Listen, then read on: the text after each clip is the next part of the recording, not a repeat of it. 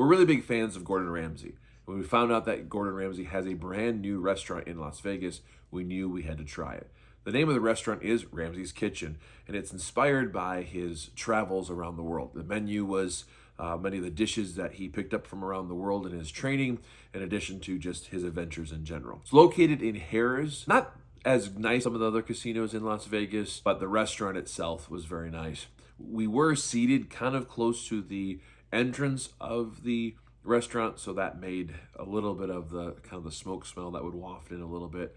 That was a little unpleasant, but that is not any reflection on the restaurant itself. The restaurant was very beautiful. The staff were extremely friendly, and honestly, some of the best service we've had in Las Vegas. We were very happy with the service at Ramsay's Kitchen. We decided to start with the roasted grape flatbread, and let me tell you, it was excellent. I never thought that roasted grapes with things like blue cheese and pork belly would be all that good, but he has a way of just blending flavors, and the flavors here were delicious. Had a nice sweet flavor to it, but not too sweet. It was balanced well with the salty and a little bit of the bitter, and it was delicious. The only thing that I was upset about is that it wasn't as big as I would like it to be, but it was very, very good. For my meal, I decided to try the butternut squash risotto. Gordon Ramsay offers several different risotto options at his different restaurants, and I had never tried any of them, so I decided this was going to be the one I was going to try because I love butternut squash. It came with an herbed creme fraiche, toasted hazelnuts, and a sage brown butter sauce. It was really, really delicious. The texture was amazing and all of the flavors worked really well together.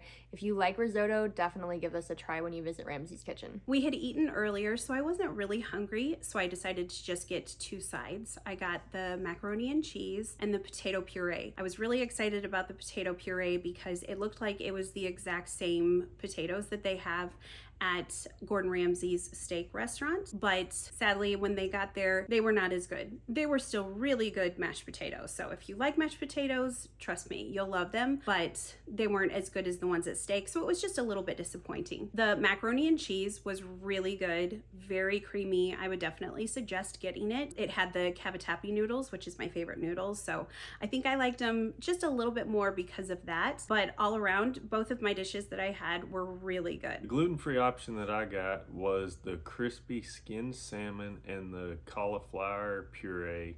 Comes with a couple other garnishings.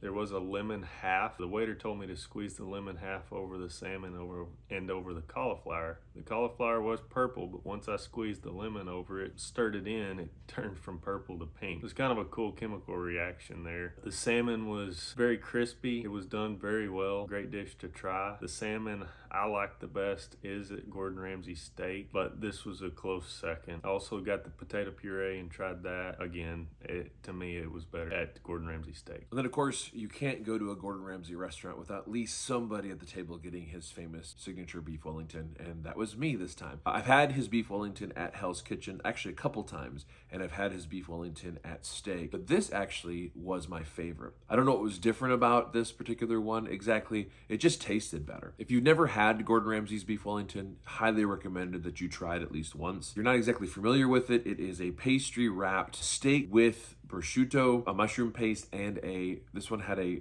herb crust in addition to the normal mushroom paste. With the Beef Wellington comes potatoes along with carrots and onion pearls. Overall, this was the best Beef Wellington I have had to date. For dessert, of course, I had to try the sticky toffee pudding. Gordon Ramsay is famous for sticky toffee pudding desserts. He has them at all of his restaurants, and each one is individual and unique to each restaurant. At Ramsay's Kitchen, the sticky toffee pudding is made with an English toffee sauce, and the ice cream is made with a creme fraiche. It is really delicious. Probably not my favorite sticky toffee pudding of all time, but it ranked really high up there. Not only was the dessert delicious, but it was also kind of a fun show because the gentleman that delivered the sticky toffee pudding to our table poured the toffee sauce from really high in the air all over the ice cream to melt it. It was fun to watch and of course delicious to eat. Comment below if you have tried any of Gordon Ramsay's sticky toffee pudding desserts and let us know which one your favorite is. There were a few gluten-free options for dessert at Ramsay's Kitchen. I chose to get the chocolate pot de creme. It had a flourless brownie crumble, hazelnut dust, and chantilly cream. It was like eating chocolate mousse with brownie and hazelnuts, chocolate shavings. It was very good. One of the best desserts I've had in Las Vegas that was gluten-free. Overall, we highly recommend, if you get a chance to try Ramsey's Kitchen, that you do so. The food was absolutely outstanding. The wait staff was probably some of the best that we've ever had. We didn't ever have to wait for anything or even ask. They were on top of it. Very quick service. Our food came out exceptionally fast as well. There's currently a total of 6 Gordon Ramsay restaurants in Las Vegas. This was our final one. We've tried all of them and we've ranked them in order of our least to favorite. If you want to see a video about that, comment below and let us know. If you enjoyed this video, be sure to give us a thumbs up and subscribe to our channel for more food and travel videos in Las Vegas.